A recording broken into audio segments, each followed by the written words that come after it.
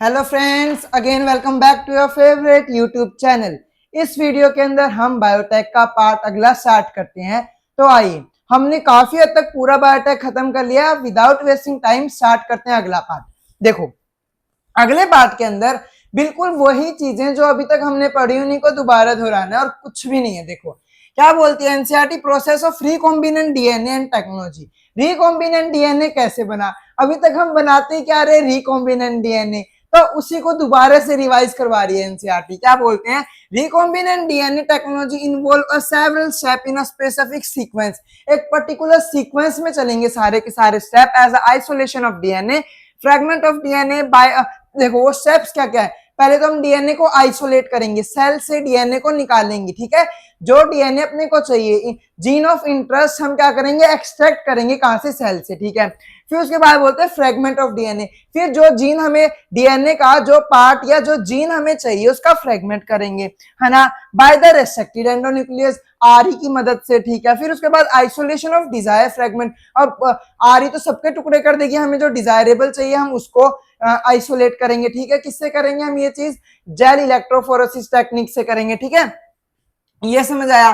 फिर उसके बाद ligation of DNA fragment into vector, फिर इसको वेक्टर के साथ जोड़ेंगे। Transferring the recombinant DNA into host, फिर उसको जो वेक्टर के साथ जुड़ चुका है डीएनए अब उसको होस्ट सेल के अंदर डालेंगे।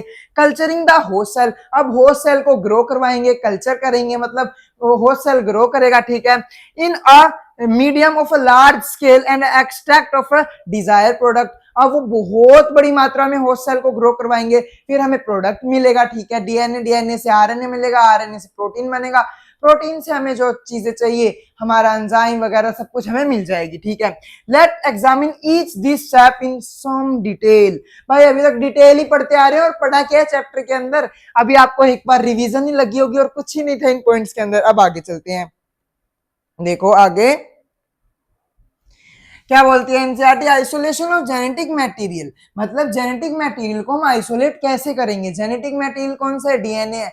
डीएनए को हम आइसोलेट मतलब निकालेंगे कैसे? आप मान लो हमारे पास क्या था, हमें ऐश्वर्या राय की सेल में से आंखों के कलर का, जो उसके आंखों का कलर ना, वो जीन चाहिए। तो अब हमें ऐश्वर्या राय की सेल ली, अब उससे डीएनए को आइसोलेट कैसे करेंगे, वो प्रोसेस है यहाँ पे, ठीक है। Recall that nucleic acid is genetic material of all organism. सबको पता है, हम सब का जितने भी ऑर्गेनिज्म है, देखो ये बात बहुत अच्छी है, सबका जेनेटिक मटेरियल क्या है? डीएनए है? नहीं। सबका आरएनए? नहीं। सबका जेनेटिक मटेरियल न्यूक्लिक एसिड है। ये बात सही बनेगी, इसको बहुत अच्छी लाइन है ये, अच्छे से अच्छा क्वेश्चन बन सकता है। Of all organism without exception, कोई एक्सेप्शन ही नहीं है दुनिया में जिसका जेनेटिक मटेरियल ये ना हो, क्या बोलते हैं, डीएनए ना हो। अब ऑर्गेनिज्म है प्रियॉन्स, अब वो तो उन्होंने तो भाई आपको पता है जो ये सेंट्रल डोगमा है इसको चैलेंज कर रखा है प्रियॉन्स ने। तो in majority of organism this is a डाई क्या बोलते हैं, डीऑक्सीराइबो न्यूक्लिक एसिड, मतलब डीएनए। ज्यादातर ऑर्गेनिज्म के अंदर जेनेटिक मटेरियल डीएनए होता है, ज्यादातर, सबके अंदर नहीं, ज्यादातर ऑर्गेनिज्म के अंदर, है ना। In order to cut the DNA with a restricted enzyme it need to be a pure form, ठीक है। अगर हमें आरी से डीएनए को काटने हैं ना, तो हमें डीएनए प्योर फॉर्म में चाहिए। प्योर फॉर्म मतलब, अब देखो सेल है, सेल के अंदर न्यूक्लियस है, न्यूक्लियस के अंदर डीएनए है, हमें बस डीएनए डीएनए चाहिए। ऐसे नहीं आप सेल के ऊपर छोड़ दिया आरी को और आरी काट देगी, क्यों नहीं काट पाएगी? इसका भी रीजन है। आपको पता है हर एक एंजाइम है ना अंदर नहीं जा पाती, इसे बाहर से आप सेल के अंदर एंजाइम भेजना चाह रहे हो, कैसे चली जाएगी वो आरी, ठीक है। तो इसलिए, ठीक है, फिर इन प्योर फॉर्म में चाहिए, free from other macromolecule, other macromolecule से फ्री होना चाहिए। Since the DNA is enclosed with in the membrane where we have break the cell open and release the DNA along with the other macromolecules such as RNA, protein और polysaccharide and also lipid। अब आपको पता है कि DNA को हमें अगर अलग करना है, और आपको पता है सेल किसका बना होता है, सेल मेम्ब्रेन वगैरह, प्रोटीन, इसकी प्रोटीन की, लिपिड की, कार्बोहाइड्रेट की, इन सब की बनी होती है ना। तो आपको सेल मेम्ब्रेन में हाँ कार्बोहाइड्रेट आता है, बकायदा आता है, ठीक है। तो आपको उन सब से, अब आपको पता है सेल के अंदर आरएनए भी होता है, अब आपको ये सारी चीजें हटानी, बस आपको डीएनए चाहिए। तो आप क्या करो, जो जैसे आरएनए, आरएनए, अब देखना क्या करेंगे हम, क्या बोलते हैं, आरएनएज एंजाइम डाल देंगे। आरएनएज एंजाइम आरएनए को मार देगी, डीएनए को नहीं मार पाएगी, डीएनए बच गया। प्रोटीएज डाल देंगे, प्रोटीन को ब्रेक डाउन कर देगी, इसको नहीं कर पाएगी डीएनए को, डीएनए फिर बच गया। ऐसे करके हम एंजाइम्स डालेंगे, ठीक है। ठीक है, अदर मैक्रोमोलेक्यूल्स जैसे आरएनए, प्रोटीन, सबको करना है। This can be achieve by treating the bacteria cell या plant cell, animal cell with enzyme such as a lysozymes. अब आप मुझे ये बताओ लाइसोजाइमेज किसके लिए चाहिए? बैक्टीरिया के लिए। हम सबको पता है हमारा सलाइवा के अंदर एंजाइम्स होती है जो कि क्या बैक्टीरिया को मार देती है, ठीक है, वो लाइसोजाइमेज ही होती है वो एंजाइम, ठीक है। बैक्टीरिया की सेल वॉल को डिस्ट्रॉय कर देगी एंजाइम। तो और बाकी तो प्रोटीन वगैरह होंगे, वहां से हम वो डिस्ट्रॉय वो करवा लेंगे, प्रोटीएज वगैरह से प्रोटीन, आरएनए से ये आरएनए डिस्ट्रॉय करवा लेंगे, ठीक है। अब देखना सेलुलोज, सेलुलेज, प्लांट के अंदर प्लांट की सेल वॉल किसकी सेलुलोज की बनी होती है तो सेलुलेज। काइटिन, काइटिन की फंगस के अंदर सेल वॉल काइटिन की बनी होती है तो काइटिनेज, है ना। You know that a gene are located along, gene are located on a long molecule of DNA. हम सबको पता है जीन कहाँ होती है? डीएनए। अरे यार जीन है क्या? सेगमेंट ऑफ डीएनए, डीएनए का ही हिस्सा है जीन, ठीक है। Interview with the protein such as a histone. और आप सबको पता है कि डीएनए एक प्रोटीन के साथ बन जाता है, उसको हम क्या बोलते हैं? हिस्टोन प्रोटीन, जिससे वो कोलाइड मतलब ऐसे घूमता जाता है उस प्रोटीन के बार बार बार बार, ताकि वो छोटा हो सके, कंडेंस हो सके, ठीक है। This the RNA can be removed by the treatment with a ribonuclease, whereas a protein can be removed by the treatment of protease। वही बात है, ठीक है। Other macromolecule can be remove by the appropriate treatment and puree. देखो अब आप सोच रहे होंगे बचे हुए मैक्रोमोलिक्यूल, हमें तो प्रोटीन वगैरह लिखी है, बहुत चीजें होती है, उन सबको रिमूव करना है। एनसीईआरटी लिखती है बकायदा, हर एक को रिमूव करना है, डीएनए ओनली अकेले फॉर्म में चाहिए हमें, ठीक है। अब मान लो आपके पास ऐसे आ जाए कि भी इन सबको रिमूव करना है, और से चाहे मतलब इन प्रोटीन, आरएनए और ये लिपिड वगैरह इन सबको रिमूव करना है, फिर आप आरएनए इस्तेमाल कर सकते हो। हाँ बिल्कुल ठीक है। क्या आप फिर ये बात आपको ध्यान रखनी है, ठीक है। मैंने आपको एक और बात बताना चाहा था कि इन प्रोटीन, इन चीजों के अलावा बहुत चीजें होती है सेल में, उनको भी रिमूव करना है, वो एनसीईआरटी ने यहाँ पे लिखा है। एंड द प्योर देखो purified DNA ultimately precipitated out addition of a chilled ethanol. ठंडी दारू, कौन सी ठंडी दारू? भाई सबको पता है डीएनए लेके आने ना, अगर आपको डीएनए चाहिए तो पैक बनाते हैं ना, दारू डालते हैं उसके अंदर, अल्कोहल डालते हैं, फिर उसके अंदर 2 बर्फ के टुकड़े डालते हैं, वो चिल्ड होगी ना, इथेनॉल गेट चिल्ड। अब उसको पीना नहीं है, उसके अंदर अब आपको डीएनए आइसोलेट करवाएगा वो। अब आप उससे डीएनए आइसोलेट मतलब बाहर निकलेगा, ठीक है। This can be seen as a collection of a fine threads into the suspension. आपको क्या दिखेगा? कलेक्शन, एक मतलब कलेक्शन समझ रहे हो? फाइन थ्रेड, पतले पतले धागे दिखेंगे आपको, ठीक है। डीएनए के तो पतले पतले धागे होते हैं। अब इस प्रोसेस को क्या बोलते हैं? इसको बोलते हैं स्प्लूनिंग, स्पूलिंग। अब मैं आपको बताता हूँ स्पूलिंग क्या होते हैं, ठीक है। अब देखो आप ये डायग्राम देख रहे हो, यही है स्पूलिंग। क्या है ये देखना, एक मिनट। स्पोलिंग, स्पोलिंग, स्पोलिंग पता है क्या है?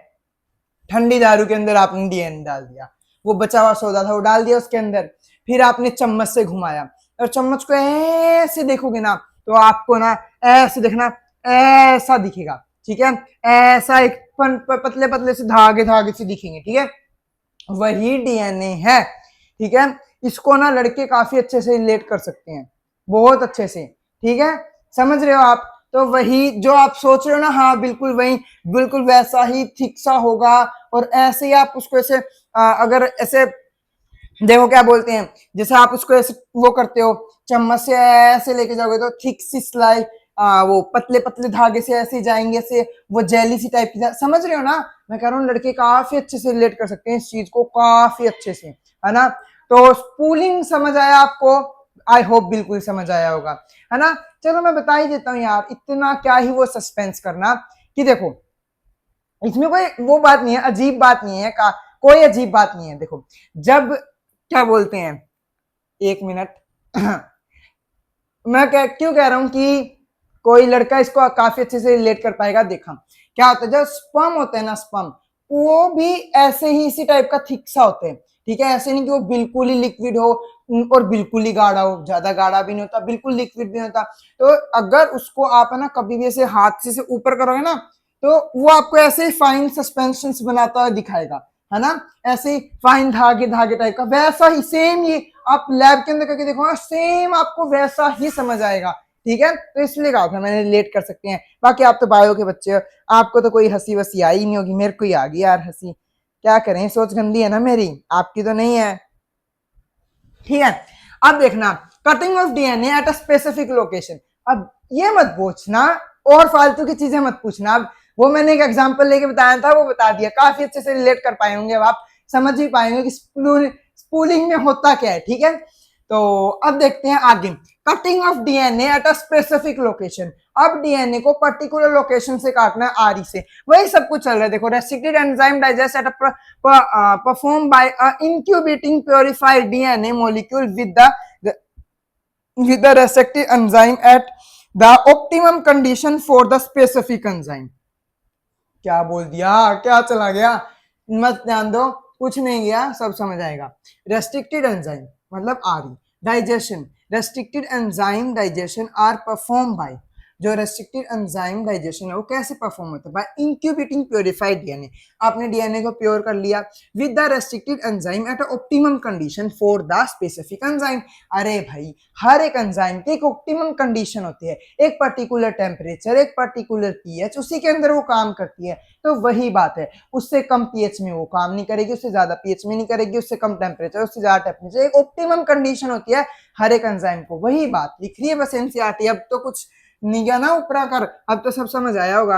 है, देखो, एग्रोकस जेल इलेक्ट्रोफोरोसिस, वही बात हमने, देखो वो हम जेल इलेक्ट्रोफोरोसिस पढ़ के आ चुके हैं, है ना, is employed to check the progression of restricted enzyme digestion। अब इस लाइन को ऐसे हाईलाइट करो, ऐसे हाईलाइट करो कि आपको इस पेज पे दिखे ये लाइन, दिखे ही बस ये लाइन, इसको ऐसे हाईलाइट करो, चमक गया येलो येलो, इस पेज पे बस आपको यही लाइन दिखनी चाहिए। अब ये बात क्यों बोला मैं, क्योंकि आपको पता है जब आपने जेल इलेक्ट्रोफोरेसिस पढ़ा था, हमने बताया था कि भाई ये, अब उसमें हमने देखा था कि कोई बड़ा बड़ा फ्रेगमेंट था, मान लो किसी की कटिंग नहीं हुई तो वो जेल इलेक्ट्रोफोरेसिस से मूव नहीं हो पाएगा, बिल्कुल बड़ा इतना बड़ा फ्रेगमेंट है, मान लो फ्रेगमेंट कहीं से होगा, वो अगर आरी ने कट ही नहीं किया कहीं से तो पूरा डीएनए पड़ा है, तो जेल इलेक्ट्रोफोरेसिस के अंदर मूव ही नहीं हो पाएगा। तो हमें जेल इलेक्ट्रोफोरेसिस ने चेक करके बताया कि आरी ने काम किया है नहीं किया। ठीक है, अगर कोई चीज मूव हो रही है जेल इलेक्ट्रोफोरेसिस में तो हमें पता लग रहा है कि आरी ने अपना काम सही किया, तो ये चेक भी करता है आरी के काम को। ठीक है, DNA is a negatively charged molecule, hence move toward the positive charge anode,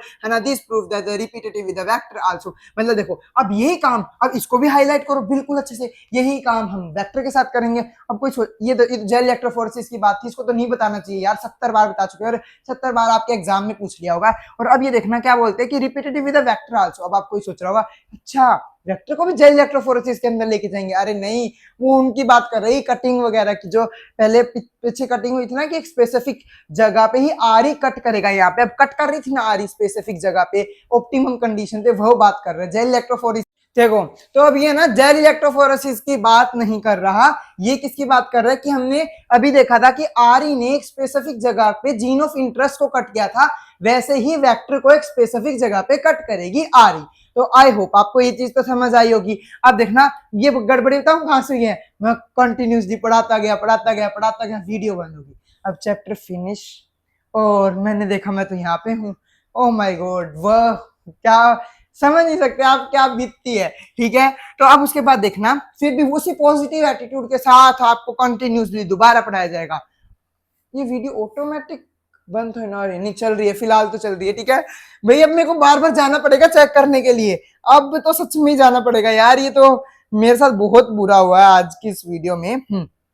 अब देखो, joining of DNA involve several process. अब ज्वाइनिंग ऑफ डीएनए के अंदर बहुत सारे प्रोसेस होते हैं, आपने वेक्टर ले लिया, आपने जीन ऑफ इंटरेस्ट ले लिया, after having cut the source DNA as well as the vector DNA with the specific restricted enzyme, the cut out gene of interest from the source of DNA and the vector cut with the space with the mix and ligate added. वही बात, सीधी बात, अभी तक यही पढ़ते आ रहे कि vector को लो, जीन ऑफ इंटरेस्ट बना लिया आपने, जिससे चमकाओ, इस लाइन को चमकाओ यहाँ पे, जिस उससे क्या बोलते हैं, जिस आरी से आप जीन ऑफ इंटरेस्ट एक्सट्रैक्ट कर रहे हो उसी आरी से आपको वेक्टर को कट करना है, ठीक है, ताकि आपका मिसमैच ना हो, ढंग की जगह सही से लग जाए अच्छे से। अब हम पुरानी वीडियो के अंदर अच्छे से सब कुछ समझ के आए हैं इस चीज को, ठीक है। जीन ऑफ इंटरेस्ट कैसे लगाना है और लाइगेज डालनी पड़ेगी तभी तो वो जुड़ पाएंगे, ठीक है, ये बात याद है। This result in the preparation of recombinant DNA, और इससे आपका क्या बनके तैयार हो जाएगा, रिकॉम्बिनेंट डीएनए बनके तैयार हो जाएगा। मुझे समझ नहीं आ रहा यार, मैंने तो एरोप्लेन मोड भी ऑन किया था, फिर क्यों वीडियो बीच में वो हो गई, बंद हो गई, पता नहीं। Amplification of gene of interest. अब ये देखो पीसीआर क्या एम्प्लीफिकेशन क्या होता है, पीसीआर पॉलीमराइजेशन चेन रिएक्शन, कुछ नहीं है, फोटोकॉपी है। आपने ऐश्वर्या राय की जीन की आंखों का कलर ले लिया, जीन की आंखों का कलर ले लिया, आपने ऐश्वर्या राय की आंखों का कलर ले लिया by with the help of gene ले लिया आपने जिसके ऊपर आंखों का कलर है, ठीक है। अब आप सोच रहे हो भाई मेरे पास तो एक ही है, बाय द वे घूम हो गया, वहां से मैं लेके आ रहा हूँ लैब से यहाँ पे, तो क्यों ना मैं इसकी फोटोकॉपी करवा लूं। करवाओ भाई करवाओ, भर भर के फोटोकॉपी करवाओ, हमको क्या है। अरे आपको ये वो फोटोकॉपी होगी कैसे, ये पीसीआर करके लेगी फोटोकॉपी, पॉलीमराइजेशन चेन रिएक्शन। अब देखो क्या बोलते हैं, PCR stand for polymerization chain reaction. In this reaction है ना, in this reaction multiple copies of gene of interest is synthesize in vitro using two, in vitro मतलब हमारी बॉडी के अंदर या बाहर, बॉडी के बाहर। अब भाई सीधी बात है, बॉडी के बाहर ही होगी फोटोकॉपी तो, है ना। और टू देखो, अब ये टू लिख के एनसीईआरटी ने बात यहीं छोड़ दी भाई। टू सेट ऑफ प्राइमर, क्या है, टू सेट ऑफ प्राइमर। अब देखो प्राइमर क्या होते हैं, अभी बताता हूं, जो कि छोटे से हैं, बिल्कुल छोटे और केमिकली सिंथेसाइज है। मतलब प्राइमर नेचुरली नहीं है, प्राइमर आपने बनाए नहीं है, मतलब नेचुरली नहीं है, प्रकृति ने नहीं दिया, आपने बनाया है, केमिकली सिंथेसाइज है। और ओलिगोन्यूक्लियोटाइड है, ओलिगोन्यूक्लियोटाइड सबको पता है, बायोमोलिक्यूल सबने पढ़ा है, ना छोटे ना बड़े, बीच वाले ओलिगोन्यूक्लियोटाइड, ठीक है। और ये प्राइमर कॉम्प्लीमेंटरिटी होनी चाहिए किसके, जहां पे हम इनको रख रहे हैं उनके, ठीक है। कहां रख रहे हैं यार, क्या चल रहा है ये, अभी देखो, अब डायग्राम देखो आप, ये देखो, ये आपका जीन ऑफ इंटरेस्ट था ऐश्वर्या राय की आंखों वाला, ठीक है। आपने इसके ऊपर ये क्या है, कौन से बॉन्ड है इन दोनों के बीच में, फॉस्फोडाइएस्टर, रैप्टा मारने, फॉस्फोडाइएस्टर कहां से हो जाएंगे, हाइड्रोजन बॉन्ड है, ये हाइड्रोजन बॉन्ड है, इनको तोड़ा, फिर आपने यहाँ पे प्राइमर रखा, इसको तोड़ने को बोलते हैं डीनेचुरेशन, डीनेचुरेशन। अब आपने प्राइमर यहाँ पे रखा, प्राइमर क्या है, ओलिगोन्यूक्लियोटाइड है, केमिकली सिंथेसाइज है, केमिकली सिंथेसाइज, जैसे चमका लो इस बात को, केमिकली सिंथेसाइज। अब आपने यहाँ पे रखा, अब यहाँ से प्राइमर ग्रो करेगा, यहाँ से यहाँ ग्रो करेगा, सबको पता है कहाँ रखते हैं, 3' एंड पे रखते हैं, 3' and 3' and 3' and 3' and 3' and. यहाँ पे आपने क्या रखा, प्राइमर रखा, प्राइमर ग्रो करेगा। अब प्राइमर को ग्रो कराने के लिए आप सबको पता है हमारी बॉडी के अंदर जब डीएनए रेप्लिकेशन होता है तो नेचुरली प्राइमर होता है वहां पे, ठीक है। और क्या बोलते हैं, उस प्राइमर को अब ग्रो करवाने के लिए कौन आती है, डीएनए पॉलीमरेज। अब हमारी बॉडी में यहाँ पे हमारे पास डीएनए पॉलीमरेज कौन है, अरे अब तो हमारी बॉडी के अंदर डीएनए पॉलीमरेज थर्ड करती है काम, यहाँ काम कौन करेगा, ये। अब यहाँ पे हम टैक पॉलीमरेज का इस्तेमाल करेंगे बाहर मशीन के अंदर। क्यों भाई टैक पॉलीमरेज का क्यों करेंगे, डीएनए पॉलीमरेज थर्ड क्यों नहीं कर रहे, क्योंकि हमारी बॉडी के अंदर तापमान और मशीन का तापमान सेम नहीं है। मशीन के अंदर बहुत ज्यादा तापमान हो जाता है। आपको पता है जब कोई मशीन काम करती है, आप ट्रैक्टर चलाते हो, ट्रैक्टर कितना गर्म हो जाता है जब ट्रैक्टर के ऊपर हाथ रखते हो बिजाई करने के बाद, तो वैसे ही वही बात चल रही है कि बहुत ज्यादा गर्मी हो जाती है, तो इसलिए ऐसी डीएनए पॉलीमरेज चाहिए जो बहुत ज्यादा गर्मी के अंदर टूटे नहीं। तो हमने एक बैक्टीरिया लिया, थर्मस एक्वेटिकस। अब इस बात को ना कहीं ले जाओ, किसी से पूछ लेना, आपको पता क्या बताएंगे, Thermus aquaticus is Archie bacteria. उसको जाके कहना भाई किताब खोल, पढ़ वहां पे जाके, और ढंग से एक वो क्या वो स्टैंडर्ड्स की किताबें होती है उन्हें पढ़, और फिर तुझे पता लगेगा Thermus aquaticus is a you bacteria जो कि हाई कंडीशन के अंदर रहता है, ठीक है। ये बात दिमाग के अंदर बसा लो, बिठा लो, ठीक है। आपको लगता है हाई टेम्परेचर देखते ही archaebacteria, archaebacteria, archaebacteria, नहीं, वो यू बैक्टीरिया है। बात को बिठाओ, और जो भी बोलते हैं ना आर्की बैक्टीरिया, उसको मेरी वीडियो दिखाओ, ये मेरे से बात करेगा फिर वो आगे, ठीक है।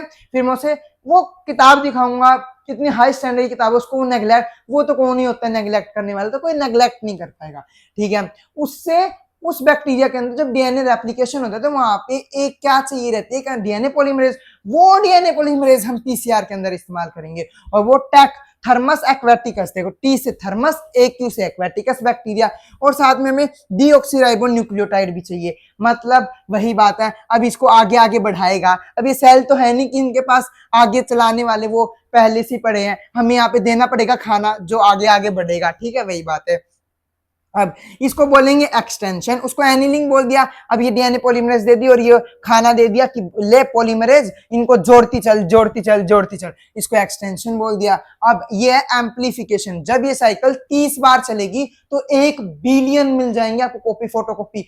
30 बार साइकिल चलने से 1 बिलियन फोटोकॉपी मिल जाएगी, बहुत बड़ी बात है। अब ये मत पूछना कैसे, क्लास 11th के अंदर सेल साइकिल वाले चैप्टर के अंदर आप पढ़ के आ चुके हो। ये हम क्या करते हैं, इसको करना 30 की पावर 2। ये क्यों करना है, क्योंकि अगर आपको नहीं पता तो अभी नहीं, हम बताएंगे आपको 30 की पावर आपने 2 क्यों की, क्योंकि आपका सेल वाले चैप्टर का टॉपिक है, वहां पे जाके अच्छे से देख सकते हो आप वीडियो को, वहां पे बकायदा बताया गया 30 की पावर 2 क्यों की है। ठीक है, आपको बिलियंस में संख्या मिलेगी। ठीक है, डोंट वरी। हाँ तो मैंने बिल्कुल सही बताया है। अब आगे एनसीईआरटी क्या बोलती है, माता रानी बताओ आगे। The enzyme DNA polymerase, the enzyme extended the primer using the nucleotide provide the reaction and the genotypic DNA as a template. वही बात जो अभी अब तक हमने की। If the process of replication of DNA is repeated many time, the segment of DNA can be amplified approximately 1 billion. Many की जगह यहाँ पे काट के 30 कर लो। ठीक है, 1 billion copy are made. Such repeated amplification is achieve by the using of a thermostable DNA polymerase, जो कि गर्मी के अंदर स्टेबल रहती है, वो डीएनए पॉलीमरेज थर्मस है, thermostable DNA polymerase. Isolate from bacteria, जो कि हमने बैक्टीरिया से आइसोलेट किया। यहाँ पे एरो करके लिखो यू बैक्टीरिया, ये आर की बैक्टीरिया के ऊपर, आर की बैक्टीरिया लिखो, काटा मारो, फिर यू बैक्टीरिया के ऊपर टिक करो। Thermus aquaticus which remain active during the high temperature, है ना, include denaturation of the double standard DNA. जब डीएनए डबल स्टैंडर्ड होता है और फिर हमें बोझा 92 डिग्री सेल्सियस टेम्परेचर देना पड़ता है ना, तब वो डीएनए डबल स्टैंडर्ड से टूट जाते हैं। फर्स्ट स्टेप था ना डीनेचुरेशन, तो आप ऐसे तो है नहीं कि बाद में डालोगे, स्टार्टिंग में डाल के रख दोगे सारी चीजें पहले ही, है ना, तो उस टाइम पे भी वो एंजाइम नहीं टूटती हाई टेम्परेचर के अंदर भी, जब डीएनए डीनेचुरेट होता है। ठीक है, तो इससे आपको एक बात और पता लगने को मिली कि हम वो एंजाइम पहले ही डाल देते हैं, ये नहीं बाद में डालते हैं। ठीक है, तो the amplification fragment if the desire can now be use to ligate with the vector for the further cloning. अब हमारे पास बहुत सारे मिल गए, एम्पलीफाई हो गए, बहुत चीजें मिल गई, अब हम हमारे वेक्टर के साथ जोड़ देंगे। अब देखो, अब क्या बोलते हैं, insertion of recombinant DNA into host. अब हमारे पास वो मिल चुका है, वेक्टर के साथ जोड़ दिया हमने। ठीक है, किसको, जीन ऑफ इंटरेस्ट को। अब उसको कहाँ डालना है, होस्ट के अंदर डालना है। वो कैसे भाई, हमने देखा था गोली मार के, हाँ वो गोली मारने वाला तरीका अच्छा था ना। ठीक है, there are several method to introducing the ligated DNA into a किसके अंदर, रेसिपिएंट सेल। जो रेसिपिएंट, याद रखना, रेसिपिएंट जो रिसीव करेगा वो रेसिपिएंट यार। Recipient cell after making the competent to receive take up DNA present in the its surrounding. Recipient क्या, कॉम्पिटेंट मतलब हमें उसको वो बनाना है, ले लिया डीएनए को कि उसको करना है। कॉम्पिटेंट का मतलब मैं आपको बताऊं कैसे होता है, कोई चीज का मान नहीं रहा, फिर हम उसको मनाते हैं ना, भाई प्लीज प्लीज प्लीज, तो वो काम करना उसको बोलते हैं है कॉम्पिटेंट बनाना उसको। ठीक है, जो सराउंडिंग में डीएनए पड़ा उसको ले ले। So if a recombinant DNA bearing gene for resistance to antibiotic, अगर जो रिकॉम्बिनेंट डीएनए है, भाई अभी तक हम वो सिलेक्टेबल मार्कर वाली बात पढ़ के आए थे ना बिल्कुल अच्छे से। जो रिकॉम्बिनेंट डीएनए है, रिकॉम्बिनेंट डीएनए कौन सा, वेक्टर, और जो हमारा जीन ऑफ इंटरेस्ट हो गया उसे रिकॉम्बिनेंट डीएनए बोल दिया। क्यों, 20 बार बता चुके, क्योंकि वो रिकम्बाइन, दोबारा से कंबाइन होकर बना, इसलिए रिकॉम्बिनेंट डीएनए बोलते हैं उसको। अगर उसके बाद उसके पास एंटीबायोटिक एग्जांपल एम्फिसिलिन, इस एम्फिसिलिन वाला जीन है और ट्रांसफर इनटू ई कोलाई हमने, और उस रिकॉम्बिनेंट डीएनए को ई कोलाई के अंदर ट्रांसफर कर दिया, है ना, तो क्या होगा, the host cell become transferred into ampicillin resistant cell. अब ई कोलाई भी एम्फिसिलिन से रेजिस्टेंट होने लग जाएगी, मतलब एम्फिसिलिन से मरेगी नहीं, पहले मर जाती थी। ठीक है, if transfer will grow, untransfer recipient cell will die. और जो देखो, हमें कैसे कंफर्म करेंगे अब इस बात को कि अगर ट्रांसफर है तो वो ग्रो करेगा एम्फिसिलिन वाले में, और अनट्रांसफर है वो मर जाएगा। तो आप क्या करना, एम्फिसिलिन डाल देना, है ना। जो ग्रो कर गया मतलब हाँ ये तो रिकॉम्बाइन हो, इसके अंदर रिकॉम्बिनेंट डीएनए चला गया होस्ट सेल के अंदर। ठीक है, वही ओनली देखो, अब आपके पास जो ये तरीका अच्छा है ना, ओनली ट्रांसफॉर्म विल ग्रो, ये तो होगा सिंस ड्यू टू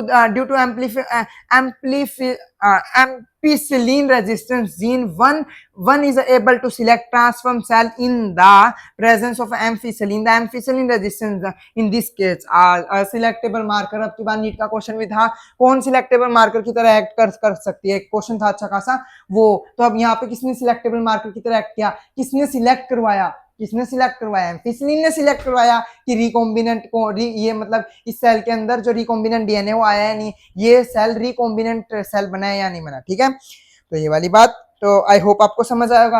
अब देखते हैं obtaining the foreign gene product. अब हम क्या करेंगे, अब हमारे सेल के अंदर रिकॉम्बिनेंट डीएनए आ चुका है, अब हम वेक्टर के साथ जुड़ा हो, अब हमें उसे ग्रो करवाना है, अब वो सेल ग्रो करेगा और हमें प्रोडक्ट देगा। अब हमें प्रोडक्ट चाहिए। अब आते हैं मजेदार बात, देखो क्या है, अब हम प्रोडक्ट लेंगे भाई, प्रोडक्ट लेंगे, ये प्रोसेस देखेंगे, बस चैप्टर खत्म। बिल्कुल छोटा सा प्रोसेस है बिल्कुल भाई, पता है दो पैसे सोच लो, अब ना बाल्टियों के अंदर भर भर के उन सेल को खाना लेंगे और खाना लेते ही हमारा काम हो गया, चैप्टर खत्म हो गया बस। तो है ना, अब स्टार्ट करते हैं अगला टॉपिक हमारा। अब स्टार्ट कर रहे हैं हमारा लास्ट पार्ट, और आपको पता है हमारा चैप्टर बिल्कुल एंडिंग पे पहुंच चुका है। देखो, when you entrust a piece of alien DNA into a cloning vector and transfer into the bacteria, plant या animal cell, the alien DNA get multiply in a almost all recombinant technology, the ultimately aim to produce a desirable protein। आपका ultimate aim क्या है, protein. वो enzyme चाहिए आपको, protein चाहिए, ये DNA क्यों ट्रांसफर कर रहे हो, प्रोटीन चाहिए आपको, ठीक है। Hence there is a need for a recombinant DNA to be expressed। अब इसके लिए आपको एक चीज चाहिए, क्या चाहिए आपको, क्या करना है, प्रोटीन बनाने के लिए ये होना चाहिए, वो डीएनए एक्सप्रेस करना चाहिए उस सेल के अंदर, एक्सप्रेस होना चाहिए, मतलब वो डीएनए से आरएनए और आरएनए से प्रोटीन बनना चाहिए, ये एक्सप्रेशन होनी चाहिए, तभी तो प्रोटीन मिलेगा आपको, ठीक है।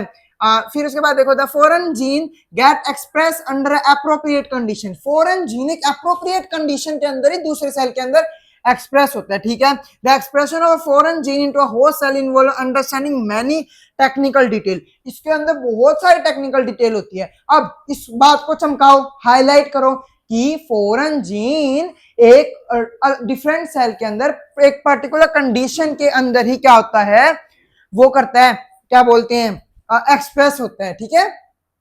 अब एनसीईआरटी क्या बोलती है, after having clone the gene of interest, हमने क्या कर लिया, क्लोनिंग कर ली जीन ऑफ इंटरेस्ट की, and having optimize the condition to induce the expression of target protein. अब हमने कंडीशन भी मेंटेन कर ली जिससे एक्सप्रेशन हो सके जीन का और हमें हमारा प्रोटीन बन जाए, है ना। One has to be consider producing it in a large scale. अब हम चाहते हैं कि लार्ज स्केल पे प्रोड्यूस हो। Can you think of any reason why there is a need a large scale production. भाई सीधी बात है, क्यों बना रहे हैं हम, हमें एक्सपेरिमेंट होने का ना, मार्केट में बेचना है। अब हमारी जो एंजाइम है, कौन सी, इंसुलिन प्रोटीन है, वो हमें क्या करना है, एंजाइम तो है ना, इंसुलिन हार्मोन है पर बनता तो प्रोटीन से ही है ना, तो वो हमें क्या करना है, मार्केट में बेचना है ना। तो सीधी बात वही है, ठीक है। If any protein encoding gene is express in a heterologous host, जो होस्ट है वो हेट्रोलोगस है, होमोलोगस नहीं। इसको हाईलाइट करो, चमकाओ, ये वर्ड ही नहीं मिलता आपको, मिलेगा ही नहीं, मैं बता रहा हूं ना। अब इसके बाद आपको ये वर्ड मिलेगा ही नहीं, आप खुद ढूंढ ही नहीं पाओगे इस हेट्रोलोगस को। हेट्रोलोगस चमकाओ अभी के अभी। जो होस्ट है वो होमोलोगस नहीं है, हेट्रोलोगस है। होमो तो क्या, अगर सेम उसी का डीएनए उसी के अंदर होता तो होमो, तो अब डिफरेंट के अंदर तो हेट्रो हो गया, ठीक है। इसका रिकॉम्बिनेंट प्रोटीन। अब जो प्रोटीन बन रहा है वो रिकॉम्बिनेंट प्रोटीन है। भाई वो प्रोटीन कैसे, डीएनए के रिकंबाइंड डीएनए से बना, तो रिकॉम्बिनेंट प्रोटीन बोल दिया। The cell is a Hebring clone gene of interest may be grown on a small scale. The laboratory, the culture may be used for the extracting the desired protein and then purify by using different separation technique। अब हम छोटे scale पे produce करते हैं, फिर उसको हम मतलब देखो बता रहे कि छोटे स्केल के ऊपर भी प्रोड्यूस कर सकते हैं, लार्ज में भी करते हैं, छोटे में भी करते हैं, और अलग अलग प्योरिफिकेशन टेक्निक से उसे प्योर करके हम उसे रख लेते हैं, ठीक है। The cell can be multiply in a continuously culture synthesis where the use medium, देखो use medium is a drain out one side and the fresh medium added from another side to maintain the cell in a physiologically most active, देखो most active most active log phase. अब ये log और lag phase आपको पता है, आप एक graph करते हो इकोलॉजी के अंदर, वहां आपको अच्छे से ध्यान है लॉग फेज और लैग फेज क्या आता है। जब कोई चीज, जब वो बैक्टीरिया, हमें पता है बारिश आती है, बैक्टीरिया थोड़े, मतलब कोई मेंढक वगैरह थोड़े थोड़े होते हैं, एक टाइम बाद वो इतने सारे मेंढक होने लग जाते हैं, फिर एक सैचुरेशन पॉइंट आ जाता है, फिर मरने लग जाते हैं, ठीक है, हल्का सा डिक्लाइन जाता है। तो वो जो बहुत ज्यादा ना, उसको बोलते हैं लॉग फेज, एक्सपोनेंशियल फेज, ठीक है। तो एक्सपोनेंशियल फेज के अंदर हमें ग्रो करवाना है, और ये चीज हम एक्सपोनेंशियल फेज मेंटेन कैसे रखते हैं, अब ये बात है सवाल। हाईलाइट करो, चमकाओ, नहीं पता आपको, मैं बता रहा हूं ना, चमकाओ इस बात को, बिल्कुल अभी के अभी चमकाओ।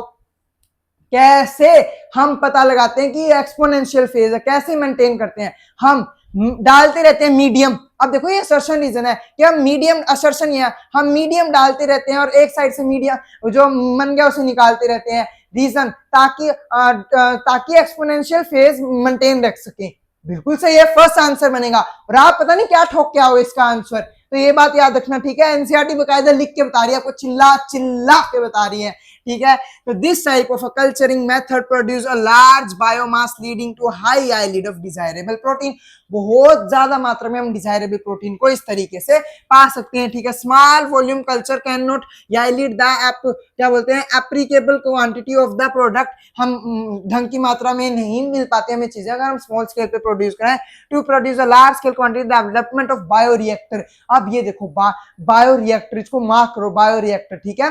बायोरिएक्टर अलग चीज होती है, और जो आपने वो पढ़े थे क्या बोलते हैं, दूसरे टैंक एक और होते हैं फर्मेंटर, वो अलग होते हैं, बायोरिएक्टर अलग होते हैं, दिखने में दोनों टैंक है, इनको बायोरिएक्टर बोल दिया, ठीक है। वेयर द लार्ज वॉल्यूम, जिनके 1000 से 100 से लेकर 1000 लीटर वॉल्यूम है, ठीक है, of a culture can be produce where a was required, है ना। Thus the bioreactor can not be thought a vessel in which raw material are biologically converted into specific product. भाई वो कच्चा माल डाला और हमें प्रोडक्ट मिल रहा है, वो चीज है बायोरिएक्टर, ठीक है। हाँ, इंडिविजुअल क्या बोलते हैं, इंडिविजुअल एंजाइम एक्सेट्रा, प्रोडक्ट मिल गया, प्रोटीन मिल गया, एंजाइम मिल गई, जो भी चीजें जो हमें चाहिए वो मिल गया हमें उस बायोरिएक्टर के अंदर, ठीक है। Using microbial plant animal cell. अब ये बात बहुत इंपॉर्टेंट, चमकाओ, नहीं पता, किसी ने नहीं सुनी होगी अभी तक ये बात कि बायोरिएक्टर के अंदर सारे सेल जरूरी है, bacteria, plant cell, animal cell सब ग्रो कर पाते हैं, ठीक है। A bioreactor provides the optimum condition for the achieving the desirable product। अब बायोरिएक्टर के अंदर हम कंडीशन ऐसी कर देते हैं, बायोरिएक्टर क्या कह दें कि प्रोडक्ट बनाने के लिए अप्रोप्रिएट कंडीशन देता है उस सेल को, या हम कंडीशन मेंटेन कर देते हैं बायोरिएक्टर के अंदर अप्रोप्रिएट ऑप्टिमम कंडीशन जिससे प्रोडक्ट बन सके, ठीक है। By providing the optimum growth condition, temperature, pH, substance, salt, vitamin, oxygen, हम सारी चीजें मेंटेन रखते हैं। मोस्ट कॉमनली यूज बायोरिएक्टर दो, कौन सा है, इसको हम बोलते हैं स्टिंगिंग टाइप बायोरिएक्टर, सबसे ज्यादा इस्तेमाल होता है। स्टिंगिंग के भी दो एग्जांपल है, एक तो सिंपल स्टिंगिंग, एक तो स्पार्कली स्टिंगिंग, ठीक है। सिंपल स्टिंगिंग वाला तो ये हो गया, स्पार्कली स्टिंगिंग वाला ये हो गया। अब ये ज्यादा हाई है, ये ज्यादा अच्छा है, दिखने में सिंपल सा लग रहा है पर ज्यादा अच्छा ये वाला है। पता है क्यों? क्योंकि इसके अंदर जब ये घूमता है ना, इसके अंदर ऑक्सीजन के बबल्स बन जाते हैं, ऑक्सीजन के बबल्स बनते हैं ना, तो वो ज्यादा सरफेस एरिया देते हैं, यहाँ लिखा भी है इंक्रीज द सरफेस, ये देखो ये ऑक्सीजन के बबल्स, क्या ये ऑक्सीजन के बबल है, increase the surface area for oxygen transfer. In bubble से ऑक्सीजन ट्रांसफर की मतलब ऑक्सीजन हम अच्छे से ट्रांसफर करवा पाते हैं, सरफेस एरिया बढ़ा देते हैं, ठीक है। बबल्स या diametrically increase the oxygen transferring area. अब ये बात है, बबल या dramatically increasing the oxygen transferring area. इसको ये चीज है ना, ये बबल है भाई, बबल की मदद से, इनकी मदद से ऑक्सीजन को ट्रांसफर कराने के लिए जो सरफेस एरिया वो बढ़ चुका है, ये बात आप ध्यान रखो, ठीक है। ये कहता है गैस एंड, इससे मतलब ये देखो ये गैस एंटर करती हुई दिखा रही है, ये बात बच्चे नहीं ध्यान देते हैं, आप इसको ध्यान रखो अच्छे से, ठीक है। अब ये वाला, ये स्पार्कली वाला याद रखो अच्छे से, सिंपल वाला, ये स्पार्कली वाला याद रखिए। अब सिंपल वाला, इसलिए सिंपल लग रहा है कहीं से, मेरे को तो ये कॉम्प्लेक्स लग रहा है। अब देखो ये acid base, pH control, acid base है तो पीएच कंट्रोल। ये देखो स्टीम फॉर स्टरलाइजेशन, यहाँ पे वो भाप सी डाल देते हैं, देखो ये तो नीला नीला ऊपर भाप डाल दी कि स्टरलाइज चीजें मर जाए, फालतू की चीजें मर जाए, स्टरलाइज एयर, यहाँ पे एयर डालते रहते हैं, ठीक है। और फिर यहाँ पे देखो कल्चर ग्रोथ, यहाँ पे ग्रोथ है जो घूम रही है, मेन मीडियम है, फ्लैट ब्लेड है, ये फ्लैट ब्लेड है, और ये क्या है, फोम ब्रेकर। देखो जो झाग है वो नीचे बनते हैं ऊपर बनते हैं, ऊपर बनते हैं, तो फोम ब्रेकर ऊपर है। ये अब की बार नीट का सवाल था। फोम ब्रेकर ये है क्या, ये है ऊपर वाला, और ये क्या है, फ्लैट ब्लेड जो कि घुमाएगा, ठीक है, उसको पीसेगा। अब आप सोचो झाग ऊपर होते हैं नीचे ऊपर, तो ऊपर वाला झाग तोड़ने वाला है, फोम क्या बोलते हैं, फोम ब्रेकर, और ये मोटर होगी। बस अब आपको बिल्कुल अच्छे से ध्यान रखना है। और आपको पता है जो ये जो टैंक्स होते हैं ना, बायोरिएक्टर, इनकी है ना ये जो सरफेस होती है नीचे की, वो सिलेंड्रिकल होती है, कर्व टाइप की होती है, जिससे ना ये अच्छे से घुल पाती है चीजें इनके अंदर। अब ये देखो आप कैसे, अब ये आप एक लॉजिकल दिमाग लगा के सोचना, तभी तो हमारी टंकी वगैरह के आकार के होते हैं, तभी तो टंकी स्क्वायर वगैरह टाइप की नहीं होती। ये बात आपको कुछ इतनी इंपॉर्टेंट नहीं। देखो style tank reactor are usually cylindrical with a curved base. Cylindrical होते हैं, उनका बेस कर्व होता है, फ्लैट बेस नहीं था, कर्व्ड बेस होते हैं, जिससे क्या होता है, facilitate the mixing of a reactor content, जिस जो मदद करता है, ये कर्व बेस मदद करता है कि जो रिएक्टर के अंदर चीजें हैं वो अच्छे से मिक्स हो सके, ठीक है। द स्टरलाइज क्या बोलते हैं, the styled facilitate even the mixing and oxygen of availability throughout the bioreactor. Alternatively, air can be bubble through the reactor. कहीं पे बबल्स के रूप में भी होती है, ठीक है। इफ यू लुक, देखो कहीं पे तो हम एयर डालते हैं, जैसे वहां पे पाइप से डाल रहे थे, और वहां पे बबल्स में सरफेस एरिया बढ़ा दिया ऑक्सीजन डालने के लिए, वो बात कर रहे हैं। If you look the figure closely, you will see that the bioreactor have a alligator system and oxygen delivery system, है ना, हर टाइप का सिस्टम होता है। कंट्रोल सिस्टम, चीजें कंट्रोल भी कर रहे हैं, जैसे टेम्परेचर को कंट्रोल कर रहे हैं, पीएच को कंट्रोल कर रहे हैं, ठीक है। हम और भी चीजों को कंट्रोल कर रहे हैं। और क्या बोलते हैं, that are a small volume to the culture can withdraw periodically. Particular time बाद हम कल्चर, जो हमें चीजें चाहिए, जो प्रोटीन, हमारा प्रोडक्ट, हमारा डिजायरेबल प्रोडक्ट हम निकालते रहते हैं। वही बात, ऊपर एक तरफ से तो रॉ मटेरियल डालो, एक तरफ से आपका प्रोडक्ट लो, वही बात है, ठीक है। अब ये डाउन स्ट्रीमिंग प्रोसेसिंग, ये तो अपस्ट्रीम प्रोसेस था, जितना भी अभी तक हमने पढ़ा, सारा का सारा जितना ही पढ़ा, मैं दोबारा नहीं बोल रहा, जितना भी अभी तक पढ़ा है ना, ये सारा अपस्ट्रीम प्रोसेस था, मेरे से दोबारा नहीं बताया जाएगा। अब down stream process, after down stream process के अंदर क्या आपको प्रोडक्ट मिल गया, क्या आप प्रोडक्ट बेचने चले जाओगे मार्केट के अंदर, नहीं बेच पाओगे भाई, उसके अंदर क्या क्या चीजें होंगी, तो उसको एक प्योरीफाई करवाना पड़ेगा, वही डाउन स्ट्रीम प्रोसेस है, प्योरिफिकेशन, ठीक है।